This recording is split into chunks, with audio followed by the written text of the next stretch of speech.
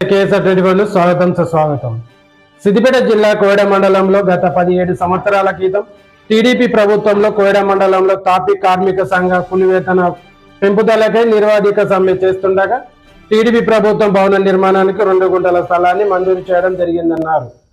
మాజీ sarpanch ward number సభ్యులు సమక్షంలో 2 గుంటల స్థలాన్ని నిర్ణయించారు.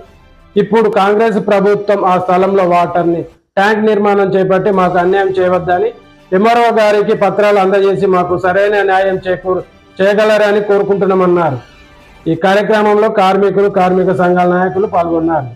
చూస్తూనే ఉండండి మరిన్ని అప్డేట్ కోసం కేఎస్ఆర్ 24 న్యూస్. నమస్కారం.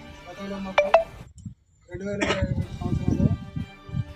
సర్పంచ్ గారి ఆధ్వర్యంలో మాకు భవన నిర్మాణ కార్మికుల అందరికీ అప్పుడు మేము శ్రమ గురించి కూలీల గురించి అందరం పోరాటం చేస్తున్న సమయంలో మాకు మా సేవలను గుర్తించి ఆ ఇందుమూర్తి గారి గ్రామ పంచాయతీ తీర్మానంతో మాకు 2 గుంటల స్థలం ఎన్టీఆర్ కాలనీలో మాకు కేటాయించారు.